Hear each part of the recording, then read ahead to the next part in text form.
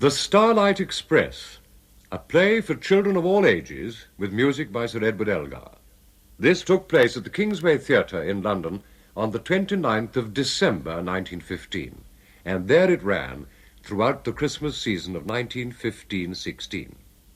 But the play itself and most of the incidental music has been forgotten. Indeed, the theatre score and the orchestral parts and the libretto were later destroyed by fire at the Kingsway Theatre. Elgar's manuscript score has survived. It was found in 1965 at the British Museum. The play of the Starlight Express was also found, 2 acts of it at the British Drama League Library, and the last act in the cellar of a bookshop in London. The music has been edited for this broadcast by Lionel Salter, who conducts the BBC Welsh Orchestra. The play, by Violet Pearn, adapted from Algernon Blackwood's novel A Prisoner in Fairyland, has been arranged for broadcasting by Raymond Raikes. The Starlight Express begins with a short prelude based on the tune of the hurdy-gurdy that plays an important part in the action, and it sets the scene in a London street in the days of King Edward VII.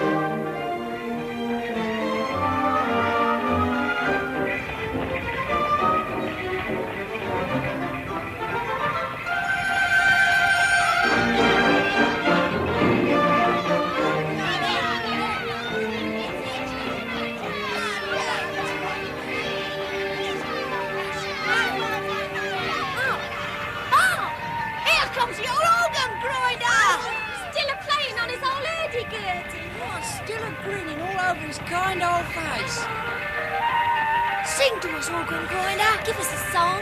Yeah, give us a song. We'll dance to your hurdy-gurdy. Yeah, give us a song. Then we dance. Oh, come on. Oh, children, open your arms to me. Let your hair fall over my eyes. Let me sleep a moment, and then awake in your gardens of sweet surprise. For the grown-up folk are a wearisome folk, and they laugh all my fancies to scorn. The grown-up folk are a wearisome folk, and they laugh all my fancies to scorn. They laugh all my fancies to scorn. Wearisome folk, and they laugh all his fancies to scorn. Oh, children, open your hearts to me and tell me your wonder thoughts. Who lives in the palace inside your brain? Who plays in its outer courts? Who hides in the hours tomorrows? Who sleeps in your yesterdays? Who tiptoes along past the curtain folds of the shadows that twilight lays?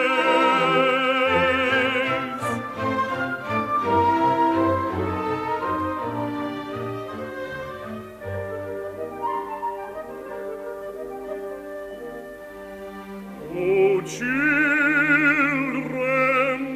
I pray you speak low to me and cover my eyes with your hands. Oh, kiss me again till I sleep and dream that I'm lost in your fairylands,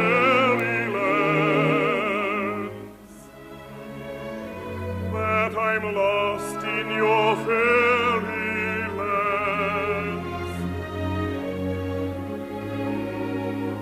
For the grown-up folk are a troublesome folk, and the book of their childhood is torn, is blotted and crumpled and torn.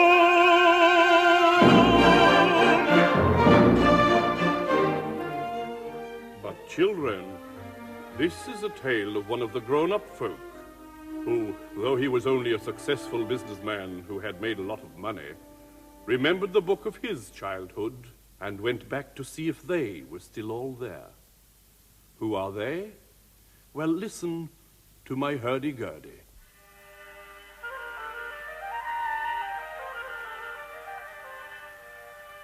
Henry Rogers, that was his name, rich and retired, today and from a boy a single big ambition.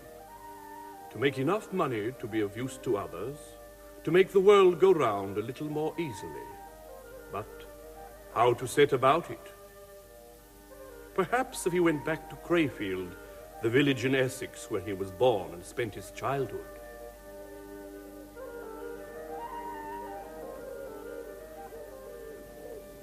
There are the bars across the night nursery windows, still there. And the cedars on the lawn. The haystacks just beyond the stables. The scent of hay. And the old gravel pit that leads, so the gardener told me. Leads, young man, to the center of the earth. Who was that? Who spoke? Dead leaves to sweep, any dead leaves to sweep. Is anyone out here? Anyone over there in the shadows? Come out, show yourselves.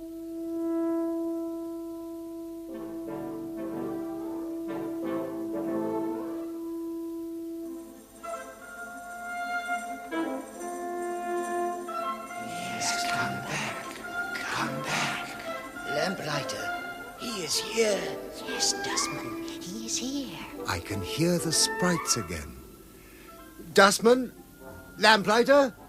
Where are you all? What are you doing to me?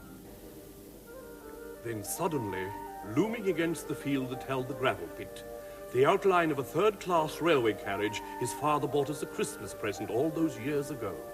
4 doors, real lamps in the roof, windows that opened and shut, and big round buffers. Of course. This is just as it was when I was a child. Take your seats, please, for the Starlight Express. Aha! Take your seats. No luggage allowed. Animals free. Passengers with special tickets may drive the engine in their turn. First stop, the Milky Way for hot refreshments. Take your seats or stay at home forever.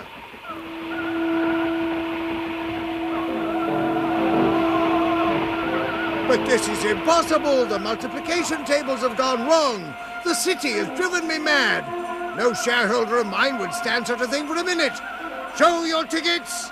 Show your tickets. A big crowd tonight, Governor. Why, it's the tramp, the traveller of the world. That's right, Governor, the tramp and the gypsy. Take your seats, please. Take your seats. Here's the guard with the spell of the big blue eyes. No luggage, you know, tramp, so you can drop your dirty bundle and get in. Oh, all right, I'll see you on board. Lamplighter, Yes, guard. light the lamps. I am lighting them. And then sit on the back buffers and hold your long pole out to warn the shooting stars. Take your seats, please. You've clean forgotten me, and no wonder, because you never saw me properly. Didn't I? But you're the sweep. Yes, but on Sundays, when I was nicely washed up, you couldn't hardly recognise me. Natural enough, too. Well, I'll take this carriage. Smoking, it says. Ha ha, just right. Stop it, sweep, and shut that carriage door.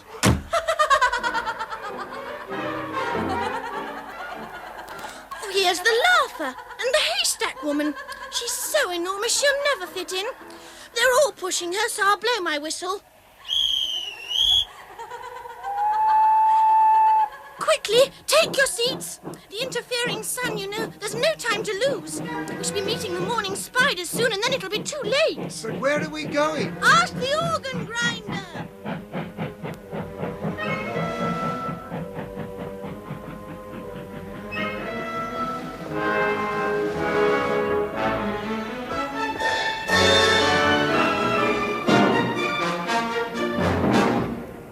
And as the train turned swiftly in a tremendous sweeping curve and flew a main of stars behind it through the sky, Henry suddenly thought of a little village they could all go to high up in the Jura Mountains in Switzerland.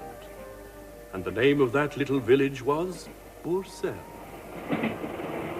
Of course, Bourcel. We'll steer for the slopes of Boudry, where the forests dip towards the precipices of the Areuse. My cousin, John Camden, lives there, trying to earn a little money by writing books, trying to earn a little money to educate his 3 children.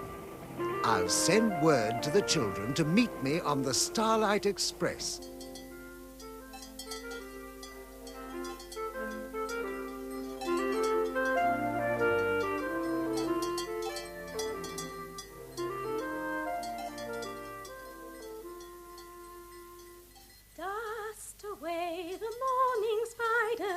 The fairy cotton riders, each mounted on a star's rejected ray. With their tiny nets of feather, they collect our thoughts together, and on strips of windy weather bring the day. Jane Ann? Yes, Mother? Don't forget to sweep the room carefully, mind. Of course I am. Oh, dear, there's the porridge burning. Everything seems to be going wrong this morning. Morning, Jane Ann. Morning, Monkey. Oh, I slept so tightly I can't come awake. The dustman must have put too much dust in your eyes. And I've had the most wonderful dream. What did I say? Dream dust. Oh, but not like all this dust. I ought to have a feather brush for this room. With their tiny nets of feather, they collect the dust together, and on strips of windy weather. Where does that song come from, Ginny? It seems to come from everywhere. Like the early morning spiders, sort of in the air, like weather, you know. It's not yours, anyhow. I've heard it before. Yes, there it is again. What is it? Listen. It's a hurdy-gurdy, but it's so far away. It must be in London, I think. Oh, yes, Ginny, a hurdy-gurdy, coming across the Channel and through France and all the way up to our Jura Mountains by special train for you. Oh, but Ginny, look! What is it, Monkey? Out of the window! Who's that going by? Such a long, funny-looking man. I didn't see anyone. Oh, but you must have done. A long, thin man with a long, thin pole. Ginny. He was exactly like the lamplighter that used to come when we lived in Kent. I believe it was. But I say, he's awfully late putting out the lamps. I thought I saw something shiny outside. Yes. The lamps look all silver clickery.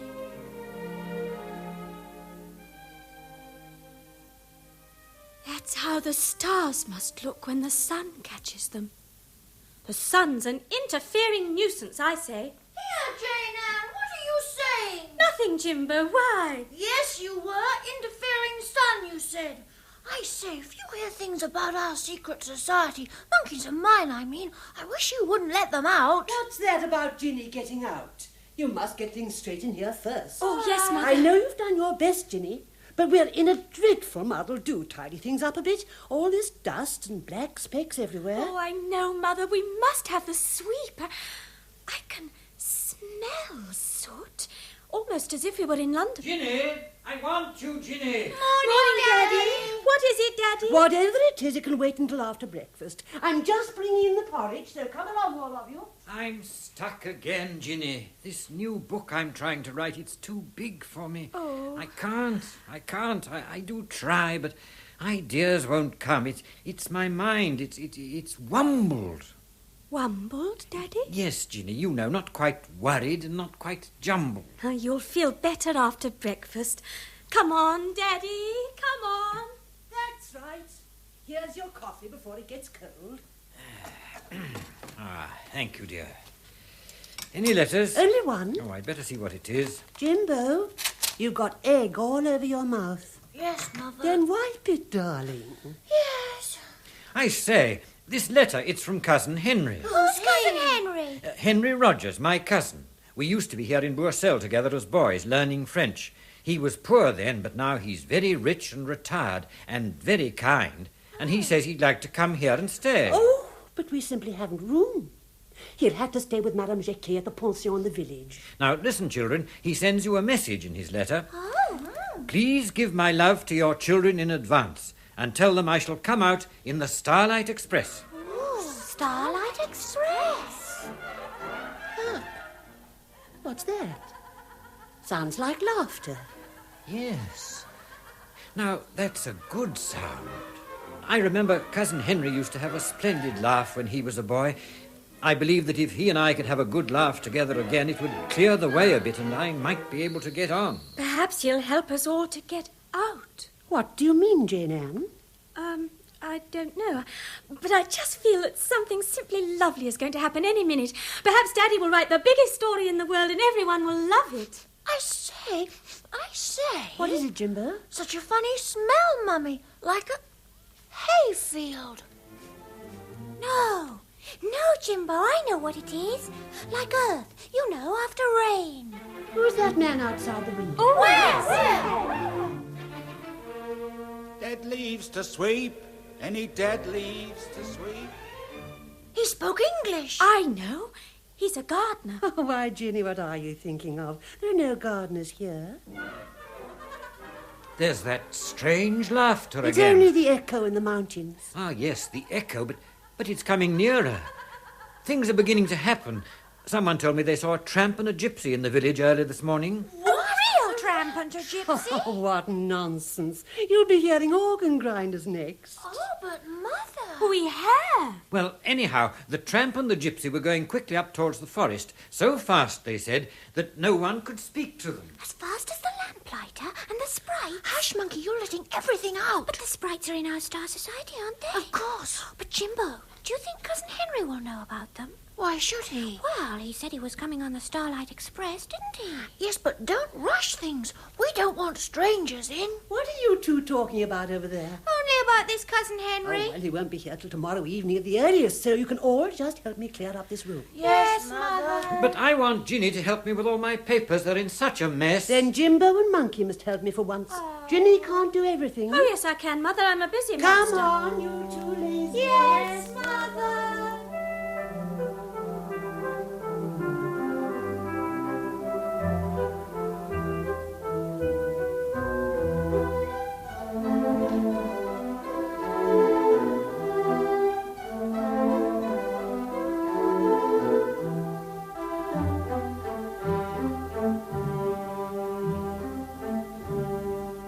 And so to the following evening, with Daddy smoking, Jane Ann mending, Jimbo and Monkey playing with their toy express, and Mother making final plans for Henry Rogers to stay at Madame Jacquier's pension. So, Monsieur Henry Rogers is coming, and after all these years, I shall be delighted for him to stay again at my pension. Delighted. Thank you, Madame Jacquier. Oh, he will find it all very much the same. There's a house and a little garden, I mean, but me, oh, alas, he will find old. Oh, how old. Oh, no, Madame. Yes, for I remember when Monsieur Henry Rogers and your husband were boys together here in Bruxelles, learning the French and staying with me. But now, please, may I tell you why I am so sad? Of course, Madame. This month, my pension has had so few guests. It has been that way for so long that, Madame, I can no longer pay the rent. And they tell me I must go. I know not where, but I must go. Oh, Madame. But all these years, you, la famille anglaise, as I call you, you have always been so good to me, and so I look forward to Monsieur Henry Rogers to come and stay with me again. Forgive me for what I have said, Madame. And now I will be on my way. Goodbye, my dear Madame Jacquier. My husband will see you to the door, won't you, dear? What? Oh, yes, my dear, of course. This way, madame. Oh, thank you, monsieur. Everything will be ready for Monsieur Henry Rogers when he arrives tonight. Oh, what a lovely night it is, too. Look at the stars over the mountains. Yes, monsieur.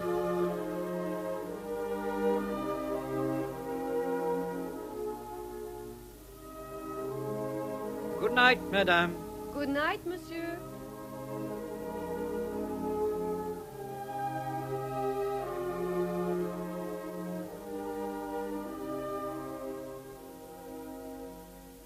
Yes, I think it's a good thing Henry is coming. You know, Ginny, how things are with me. I know, Daddy. I haven't touched my work today. Lucky Cousin Henry. He's coming by the Rapide. It has the most enormous engine, like this. Ooh. I say, Daddy, do you think Cousin Henry will know our sprites? How do you mean, Monkey? I mean, are all sprites really the same, like the ones at home in Kent? Yes, just the same.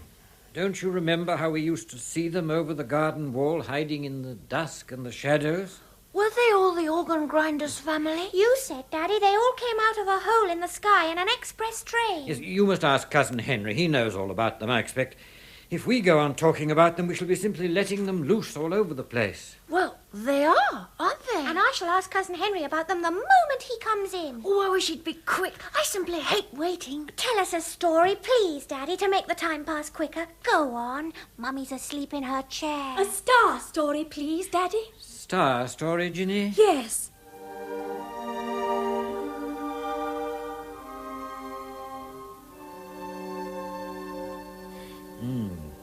Well, now, you know about the Star Cave, I suppose? No. Where is it, please?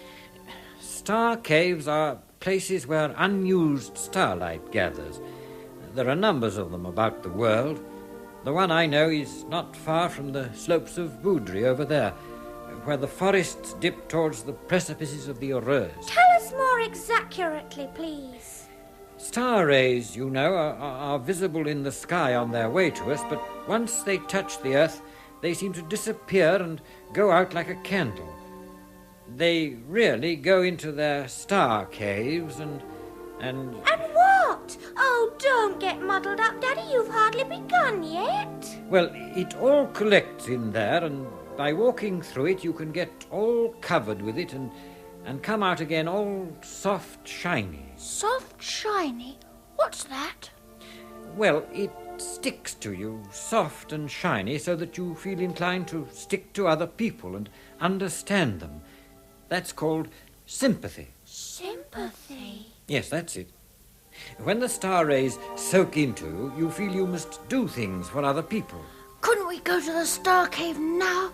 Tonight? No. Some other time. It wouldn't do for Cousin Henry to come and find us out. Tell us more about Starlight. Shall I, Ginny? I'll try. You've got some, Daddy. You've got it still, I mean.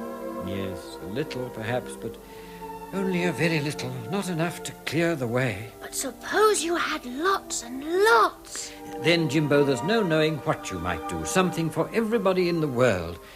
Like... Oh, show us. Show us. Well, I'll try. But it's only a rhyme, and I may not remember it properly.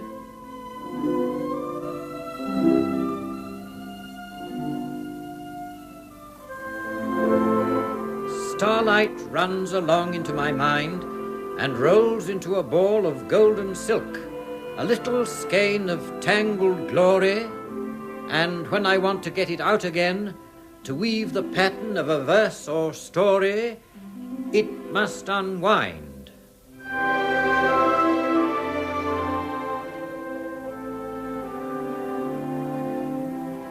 It then gets knotted, looped, and all up jumbled. And long before I get it straight again, unwumbled, to make my verse or story, the interfering sun has risen and bursts with passion through my silky prison to melt it down in dew like so much spider gossamer or fairy cotton. Don't you? I call it rotten. Is that all? I don't think much of that. Besides, that don't you comes in the wrong place. It ought to be, I call it rotten, don't you? Not don't you, I call it rotten. Yes. And what is this wumbled, really? I told you, Ginny, it's what happens to me when a verse or story won't come through properly. I know, that's what we all are, wumbled. Daddy's a wumbled author, Mother's a wumbled housekeeper. Mother's a what? I've have been asleep. Sorry, Mother, but this is a wumbled room where everything gets lost, and Cousin Henry will be a wumbled retired from businessman. No, Monkey, he won't be if he really is a star person. And we all live in Borsell, little wumbled Borsell. And what about a wumbled Miss Impudence? Oh, Daddy, I'm not. Who's that? Cousin Henry, of course. Oh, my goodness, and look at the mess we're in. We must hurry up. Look at all those What he'll be like. Perhaps he'll be a great unwonder. Oh, open the door for him, Jane Yes, Ann. Mother? Cousin Henry! Yes, that's me. May I come in? Come in, Henry.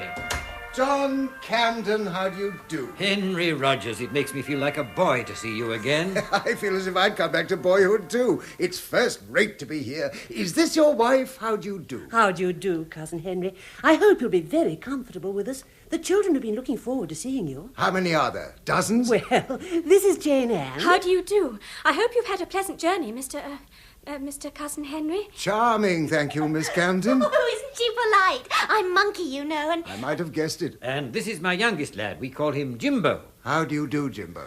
Very well. And I'll tell you what, Cousin Henry, I'll be your secretary instead of the one you left in London. Splendid. That's just what I shall want as secretary. You see, now I've retired from business, I've got to make all sorts of schemes.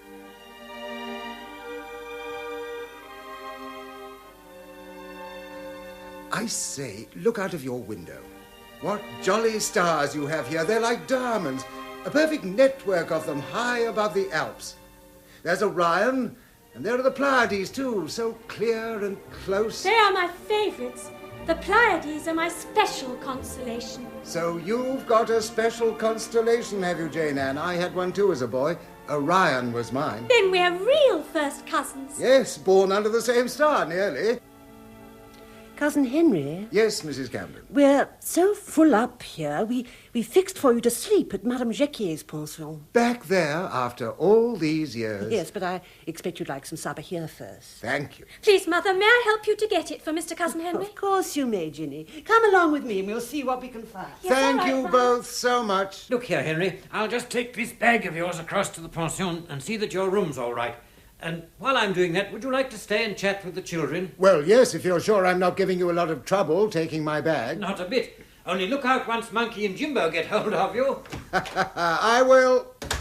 Now, Cousin Henry, first of all, we want to know how long you're going to stay. Oh, just for a little holiday, about a week if you'll have me. I have to get back to London. Oh. You see, I've got a scheme for disabled thingamajigs. But you've got a secretary here now. And there's such a lot to do here, you'll never get finished in a week. But then this scheme of mine... Oh, bother disabled thingamajigs. Anyway, it's a wumbled scheme. Wumble? That's Daddy's word for it, all knotted and jumbled up, you know. There are lots of wumbled people in Borsell. The very word for my scheme. I'll change the name at once. I'll call it Wumbler's Home. No, this is Wumbler's Home. Well, then, I'll call it the Cooperative Society for Wumble... For unwumbling everybody, you mean? My secretary's got it. By Jupiter, that's a big scheme. The bigger the better. What fun! Splendid.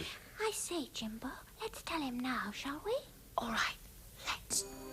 I say, Cousin Henry. Yes? Monkey and I, we want to tell you something. Only you must promise you'll never let it out. As long as the stars shine. I promise on my starlight honor. Good. We were sure you were a star person. Now, listen. We've got a society, too. Big as mine? Huge. It's a secret society. Awfully secret. We call it our Star Secret Society. And... Oh, bother. Here's Jane Ann. Ginny, we're having a most important discuss with Cousin Henry. Where's the tablecloth, Jimbo? You cleared the tea away. Oh, I'll find it for you. You see, if I'm to be his secretary, it's really most important. But look here, Monkey, surely we want Jane Ann in this scheme, or society, or whatever it's going to be. Oh, but we can't. You see, she doesn't know. Here's the tablecloth, Ginny. That's right, Jimbo, isn't it? Jane Ann doesn't know about our society. No, it's no good telling her. She'd never understand. I see. Now, come on. We must be ever so quick.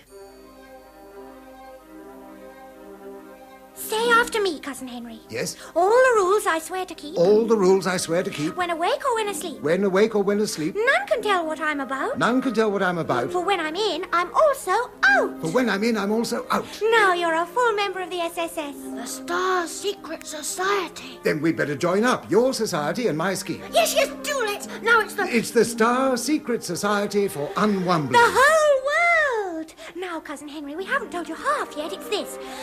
We think, we're nearly sure, we get out at night. Out of ourselves, you know. Out of our bodies. Our bodies stay sleeping in our beds. And we go shooting up into the stars. Now, we think you go there, too. You see, you said about the Starlight Express, and we want to know... If you have star dreams. And who your sprites are exactly. Well, now, you see, it's like this. I can't talk about these things nor remember them properly except under the stars. All right, then, Cousin Henry. Let's call a regular meeting for tomorrow night, shall we? By all means, Monkey, and you shall be the Blue Eyes Fairy in command of us all. How's that? Well, I've got blue eyes, I know, but... Well, there you are, then. Now, Master Jimbo, where shall we three meet tomorrow night? At the Star Cave, Cousin Henry. And where's that? We'll show you. High up in the mountain.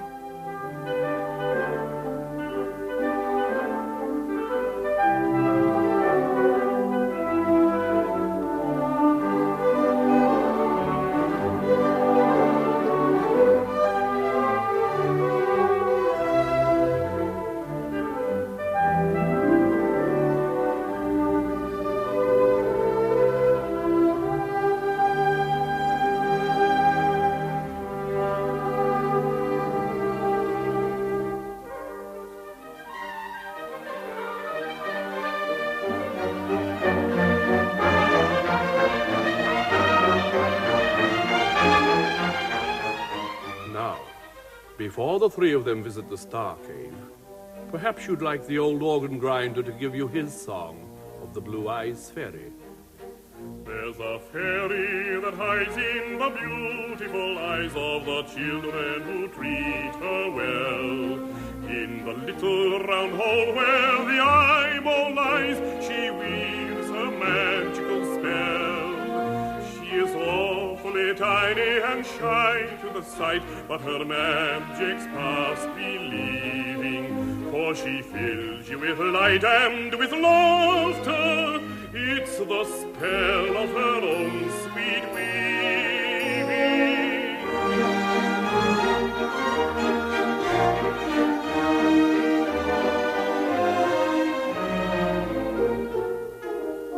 But the eyes must be blue, and the heart must be true, and the child must be better than gold.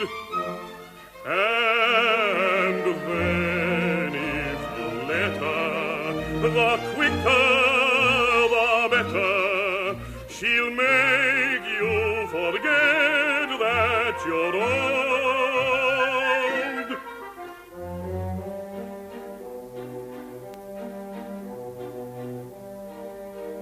So, if such a child you should chance to see, or with such a child to play, no matter how tired or dull you'll be, nor how many tons you weigh, you will suddenly find that you're young again, and your movements light and airy, and you'll try to be solemn and stiff in vain.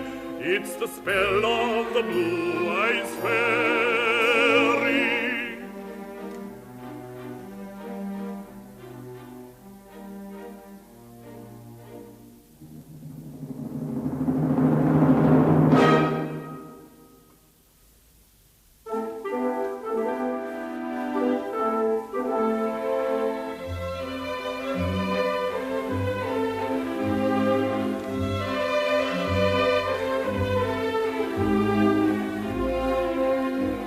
Now it's the next night, and we're up in the Jura Mountains on the edge of a pine forest at dusk. You can see where the forest divides, the great trees sweeping away on either side of us, so that there's a big clear space of sky where the first stars are showing, few and faint, and very far away. They've even lit a fire, and the blue smoke rises softly towards the dim sky as twilight begins to fall. This is one of our places, Cousin Henry, isn't it, Jimbo? Yes. There's a cave over there, too, that would be just the thing for star meetings, only we've never been able to get in because the entrance is too small. Or else we're too fat. There, and the fire's burning beautifully. So if we're all ready, the meeting of the Star Secret Society can begin.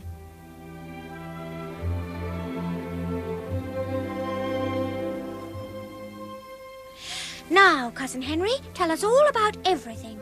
Everything? Yes. There's what we know, and what you know, and what Daddy knows. Perhaps it's all one thing, really.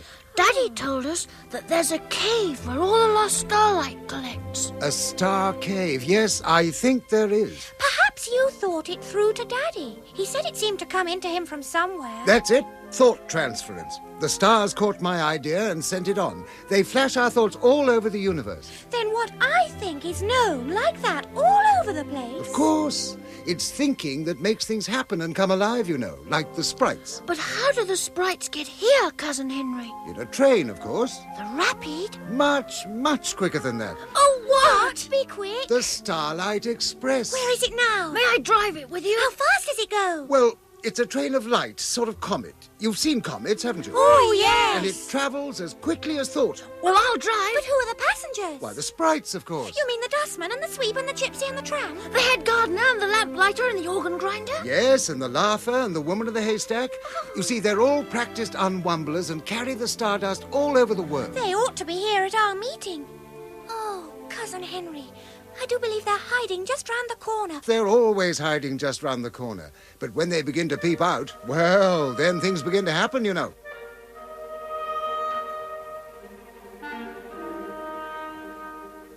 Cousin Henry? Yes, Mikey. There are so many things I want to know. But first, where does it all come from?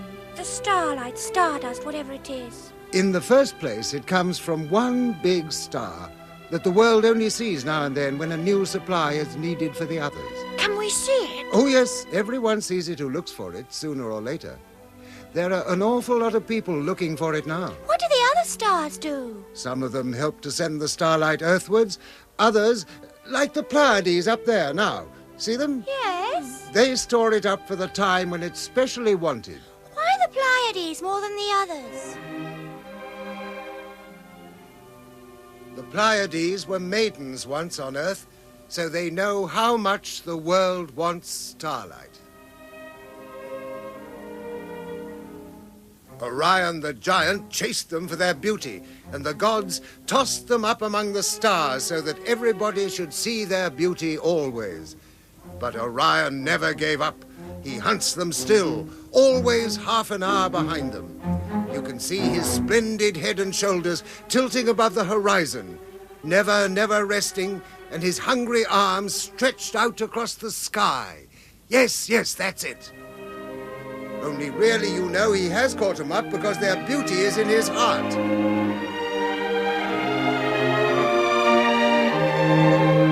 His arms are in their hair. And they toss their golden rain all over him with their song, their tears, their laughter. He holds their hands. So the Pleiades are storing starlight now. Yes, Jimbo, they're getting ready. I've been looking at them so long till I feel as if the dustman has been sprinkling his dust into my eyes. That's stardust, too. How dim it's getting. I feel all soft shiny. Shh, monkey. Don't you hear it coming? Oh, what? The Starlight Express? No, the night. Keep soft and silent if you can. Look, the scaffolding of the night is beginning. What is the scaffolding of the night? A sort of cathedral? More a palace than a cathedral. Twilight rears the scaffolding first, then hangs the night on it. I feel in it, up there among the stars and sky things. I feel sort of slipping. as if I should get out in a moment. We're properly inside now. Don't think of anything in particular. Just follow your wandering mind and fall asleep while I explore the lower stories.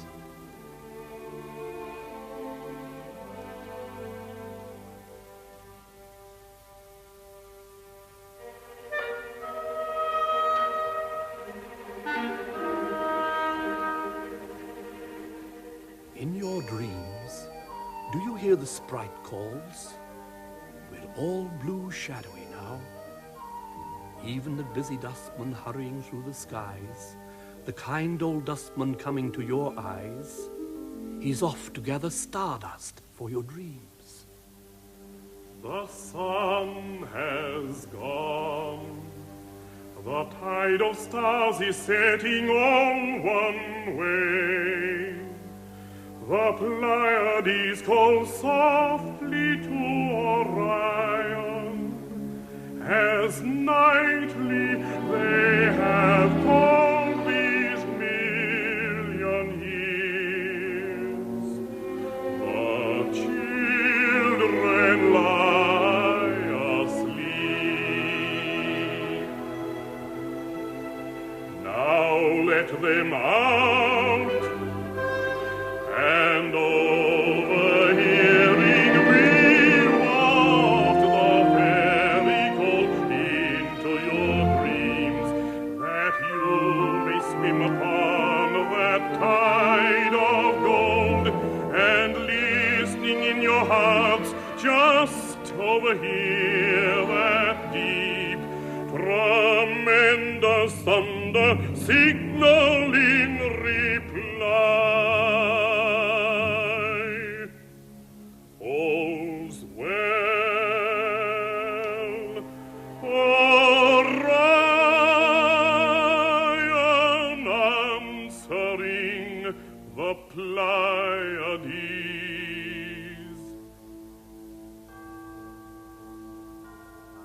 That's the curfew. Wake up, children. It's time to go home. Oh, need we? Can't we go on sleeping here? Oh, something lovely was going to happen, and then I woke. Oh, so did I, too.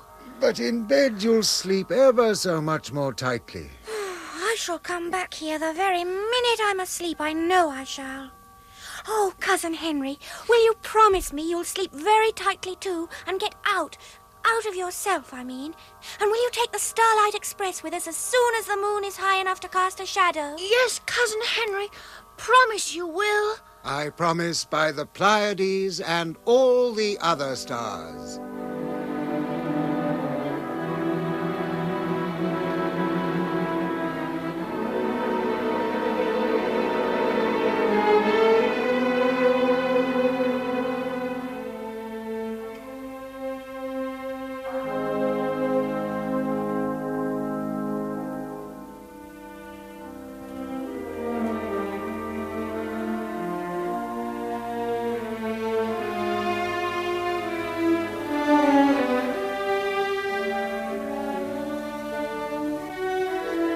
So they all went home and fell asleep, and Monkey slipped from her body as a sword slips from its sheath.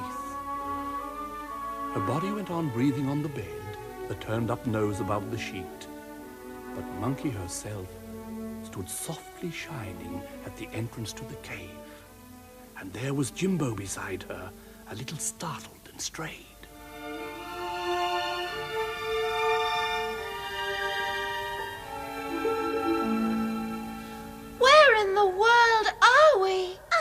Jimbo, whatever can have happened to us? Do you think we're dreaming? Do you think that's the Star Cave? Looks as if it might be. Jimbo, I've got a funny, upside-down, inside-out sort of lost feeling. Yes, so have I, Monkey. I wish we'd someone here who knew all about the place. Hello? Whatever's that? It's a shooting star. It's coming this way. It'll knock you into the middle. It isn't. It's a person. It must be a star person. Look out! Why, it can't be. Is Jane Ann. She didn't see us. She just flew straight into the cave. Wasn't she lovely, though? Yes, all soft, shiny. I say, this must really be the Star Cave. Yes. But however could Ginny know? Perhaps the Pleiades told her. And to think we wouldn't have her in our society. Shh, Monkey. She's coming out again. To us.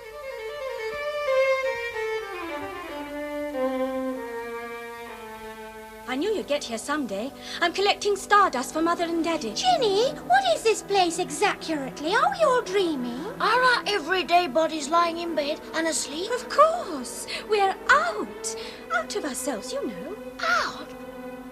Are you sure? But didn't you know? You're all soft, shiny now. By the Great Bear, so we are. You look like a flamey torch, Jimbo. Do I? Look at you, Monkey. No wonder we felt funny. Then this is Daddy's cave. Of course it is. Listen.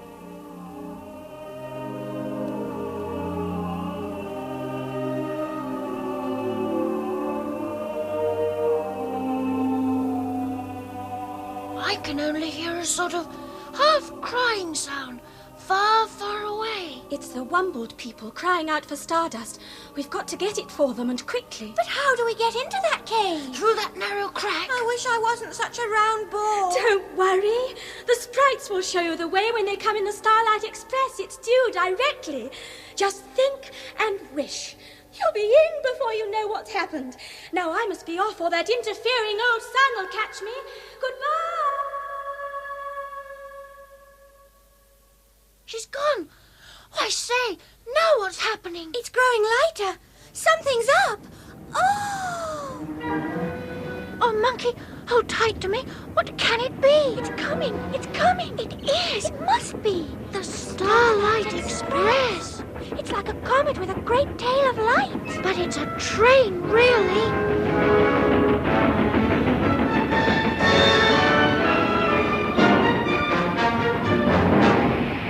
Now stop! The Star Cave! All get out here! Quick, sprites, and get to work! Let's hide and watch. Be careful, Monkey, now. It's all right, look. There's the organ grinder. There's nothing dangerous when he's about.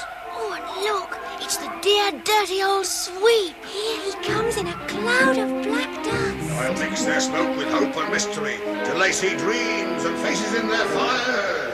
He's gone into the cave, and his black's turned to gold. And here comes the tramp and the gypsy. I'll fill your journeys with desire and make adventures call to them with love. Oh, what a smell of earth and mud pies and potting sheds. It's the gardener, I do believe. The head gardener, too. Won't my flowers just shine and dazzle them, and won't the dead leaves crackle as I turn them up? Look who's coming now. She's so slim you can't see her. But you have to laugh. And now, here's the lamplighter. Oh, isn't he an awful length? He has to be. He lights the stars.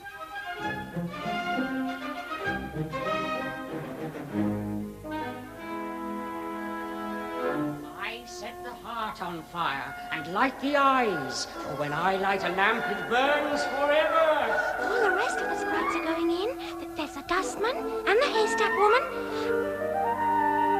and the organ man. Now, what are you waiting for, children?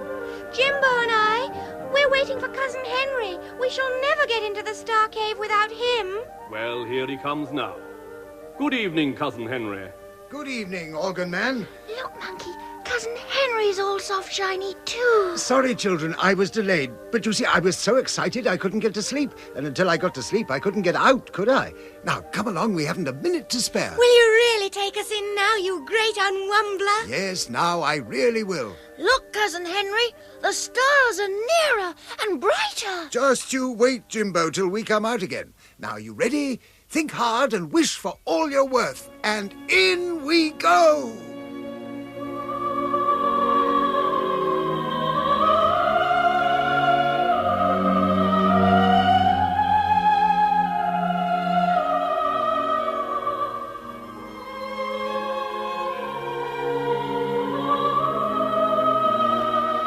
While they are in the star cave, gathering all the stardust they can carry comfortably and uncomfortably, and while the Pleiades dance in the dome of the night sky, let me give you some of my old tunes. May I?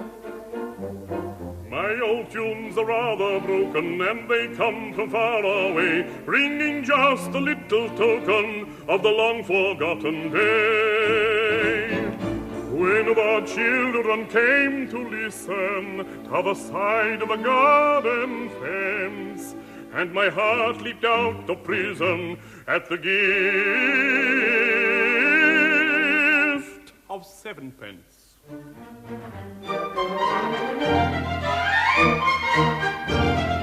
Just beyond the haystack shadow, long ago that leafy June, how they danced about the meadow at the rising of the moon. While from out a railway carriage, standing ready and alight, stepped their guests as to a marriage, asked to dine and stay the night.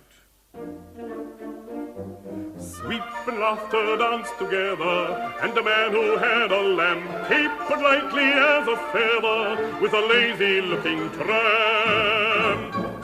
When a voice disturbed the lancers, "Children, come, it's time for bed," railway carriage sprites and dancers flew up to the stars instead.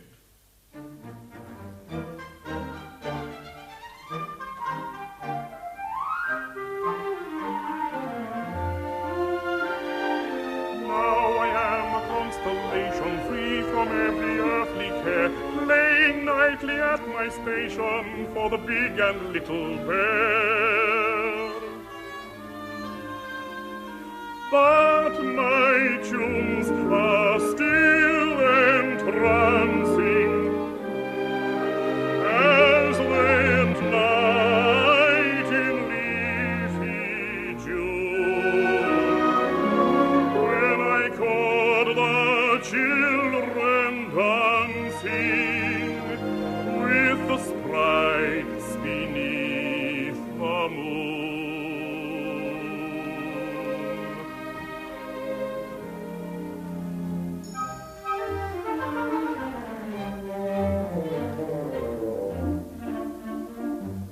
Still the children come to hear me in the lane or dingy street. Still the heavy pavement near me flutters to their happy feet.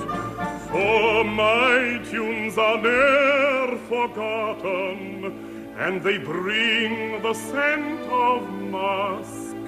Grown-up folk may call them rotten, but I'm looked for when it's dusk. But it's long past dusk now. Why, it's nearly daylight. And if the interfering sun doesn't catch them at it, here come the children out of the cave, brilliant with dripping dust and star threads in their hands.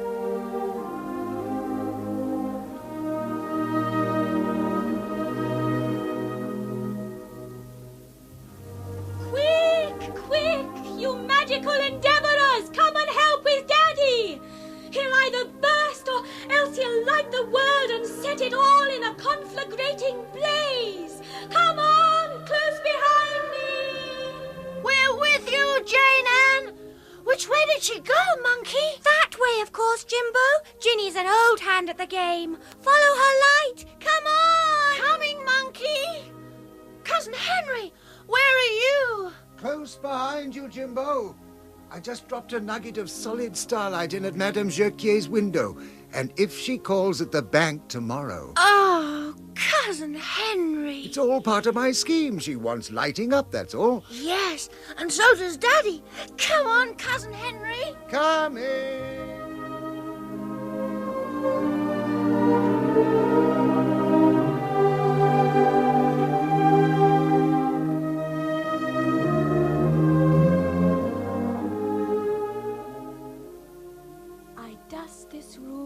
Starlight till it glistens and it gleams, and I give my wumbled parents the Pleiades for dreams. Oh, here you are, Ginny.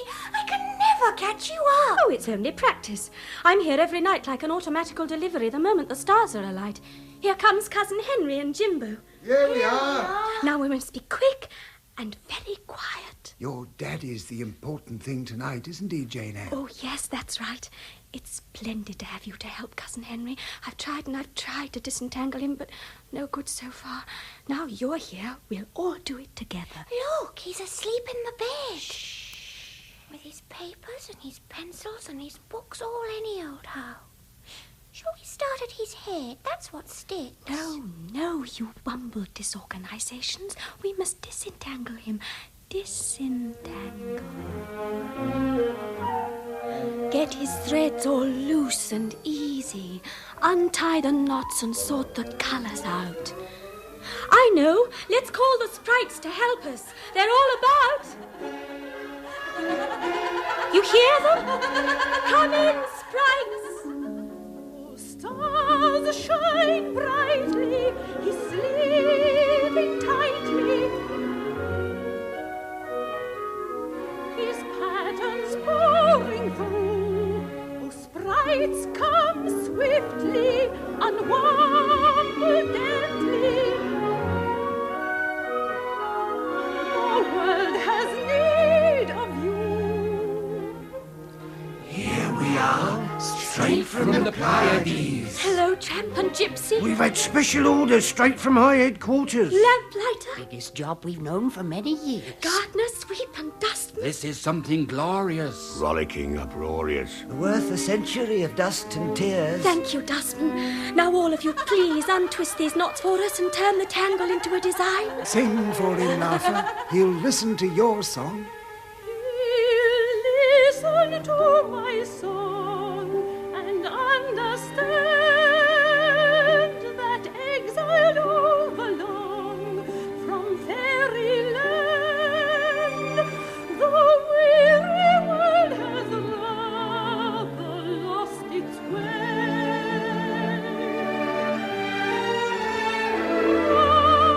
Rather lost its way. My secret's double, for tears of trouble are realities of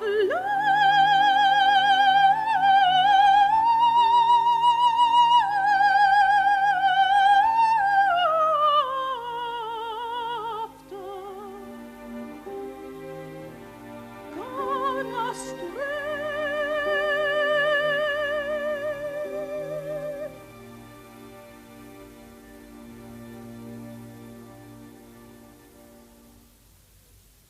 Now, Sweep and Dustman, it's your turn.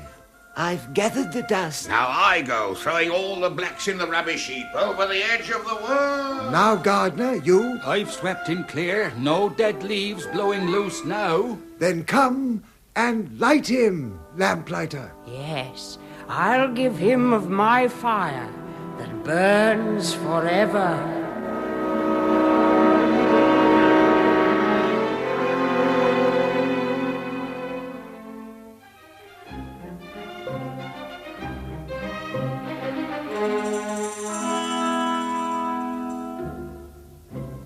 Oh, dear.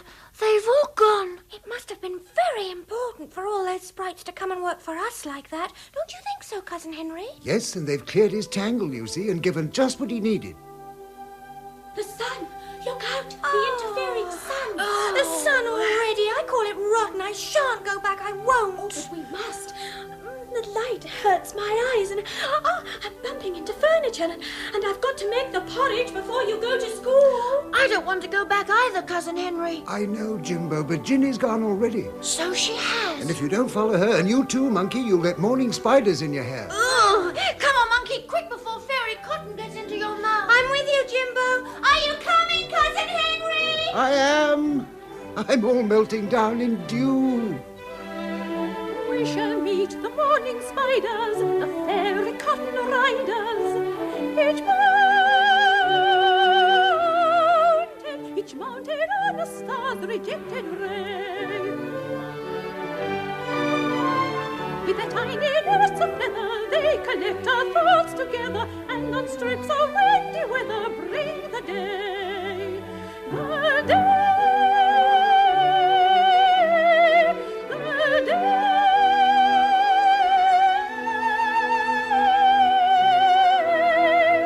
And on strips of windy weather bring the day.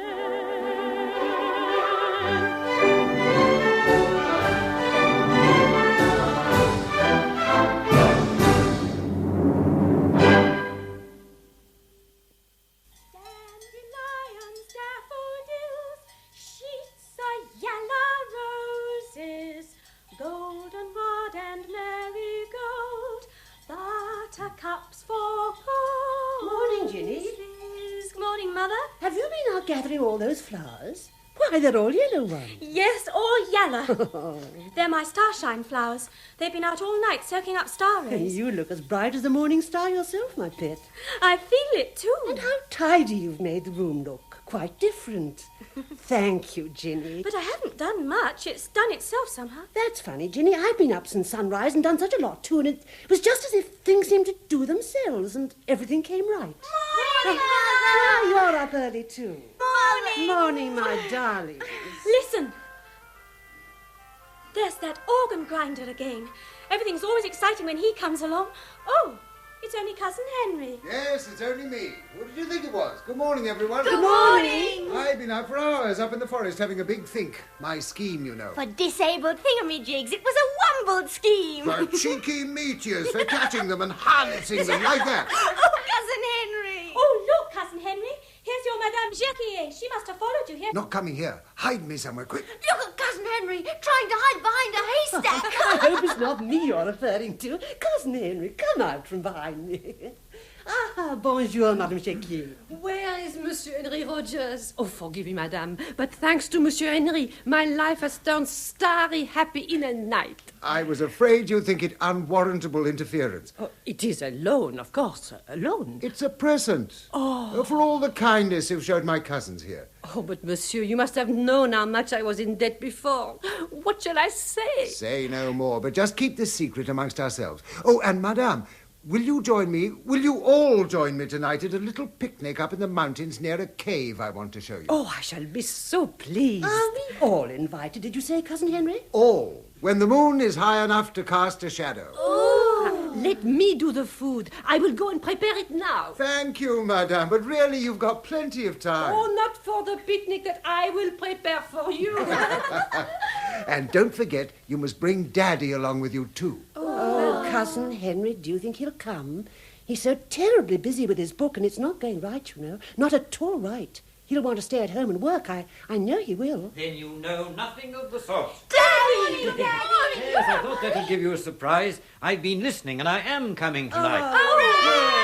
Yes, and you know why? Mother, Henry, children, everybody. It's coming. The idea, I mean, the pattern. I woke with it. It's all ready. Ready? Yes, it was just like a light rushing into my mind, lighting up everything, lighting the whole world. The world does need lighting up now and then. When it forgets it's a star, of course. Daddy'll be a shining lamplighter. Sounds a bit like our story. I believe it's a fairy story. I say, Daddy, you going to write a fairy story? A fairy story? Yes, I suppose that's it in a way. A story to bring the world back to Fairyland. Is that what you woke with this morning? Yes, Henry. That was the beginning of it, the first rays, as it were. The source of our life is hidden with beauty, very, very far away. The bodily life uses what it can bring over from this enormous underrunning sea of universal consciousness where we are all together. Splendid, free, untamed. Where thinking is creation, so that we must think beauty and happiness and spread it through the world. Oh, look. Is that the lamplighter? Where? Waving his long pole at Daddy outside the window. He's disappeared.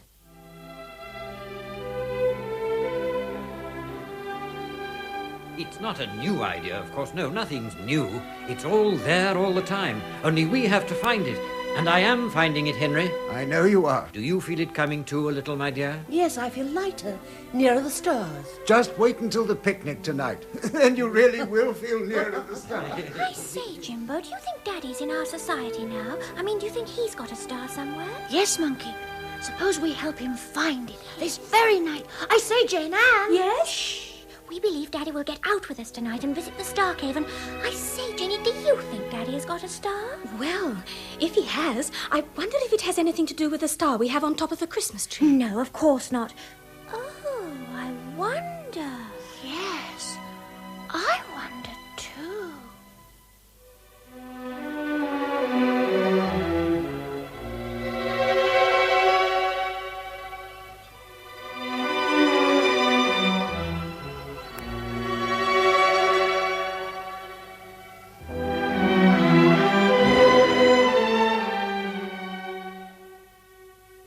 They went up to the pine woods that night for the picnic and fell asleep. Or perhaps they went home to bed after and fell asleep in their beds. But they were soon all out again and very close to the Star Cave, where now even the great stone has been rolled away from the entrance and they can all see the gold inside.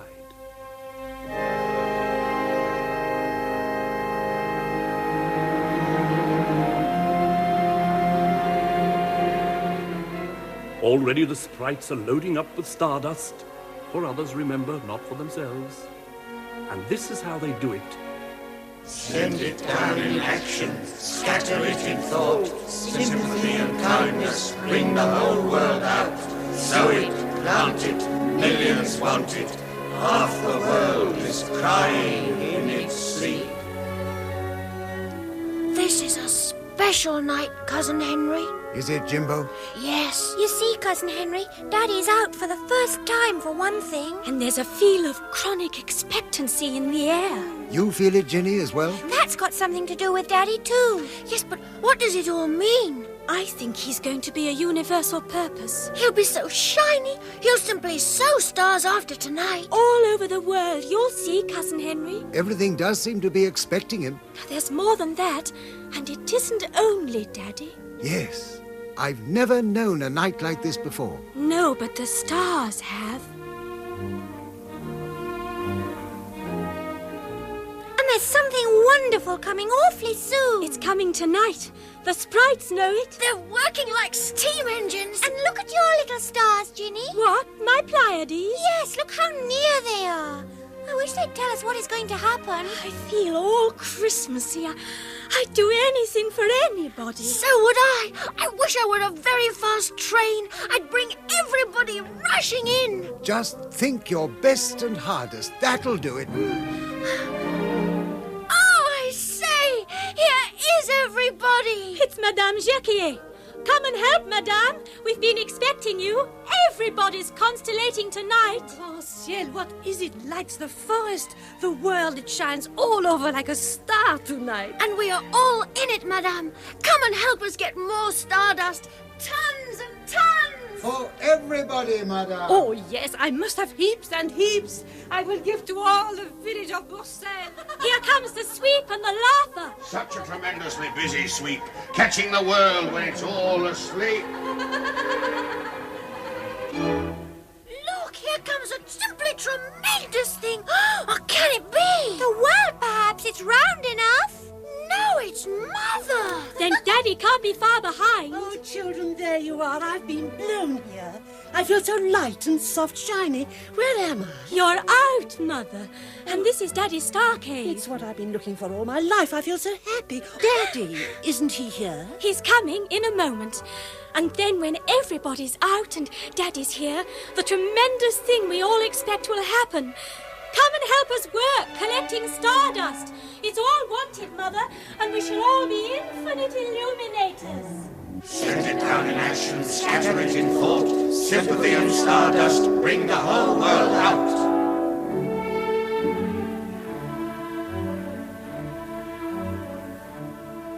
They are all in the cave now, and all soft shiny. All in now but Daddy. And he won't be long. Where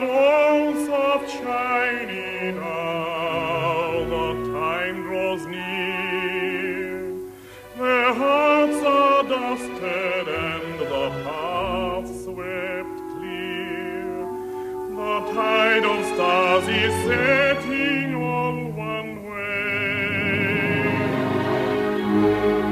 Bring on the dawn, yet not the dawn of day.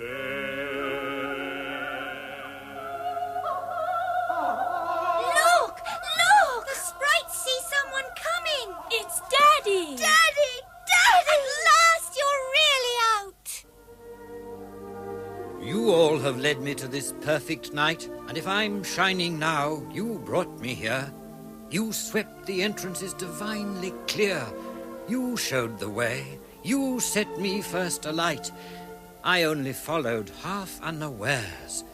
Each helping hand and this ineffable fire I have but borrowed from a million prayers to make this pattern brave with our desire for Fairyland.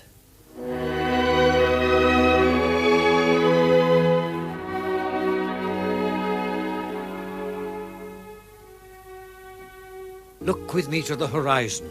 There. I see the whole creation now, soft, shiny, waiting the light to kindle it in flame. It's very close. And that white light, that fire is coming to the world through you. Your fairy story, too. The moment is so close. We now shall know its origin, its source. Nearer, nearer, the sky grows clearer. While the busy Pleiades sisters to the Hyades send by seven across the land. While the busy Pleiades light desire with their fire, sweetly linking all our thinking in the net of sympathy that brings back Fairyland. And even the Pleiades come down to earth, as the sprites stream from the cave to see the light that begins to shine from the horizon. Just another tramp and busy sweep-head gardener too. The world now waking from her heavy sleep has need of you. Gypsy Lapland, come take our best, our sweetest dust, and sow its little gardens of unrest with joy and trust.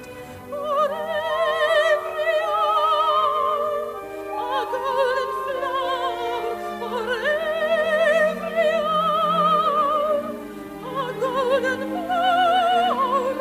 Love, laughter, courage, hope and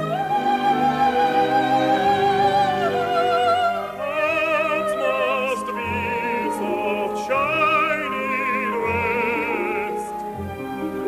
With your softest, sweetest best. your softest, sweetest, best dust that comes from very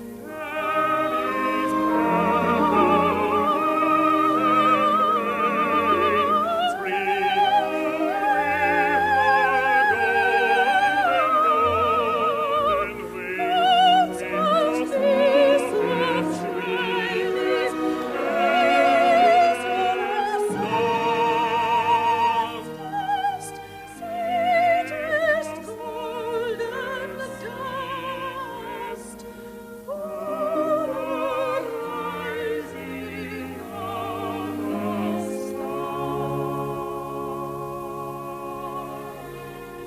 Turn to the east, where the day star is rising. To light up all the others. And make the world remember it's a star.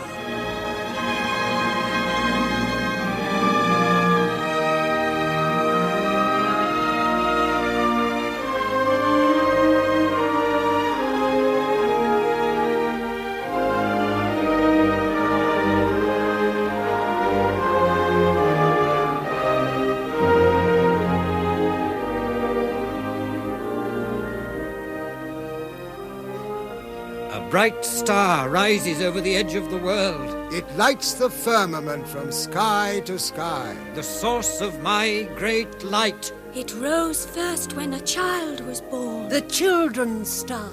Our star! Our star!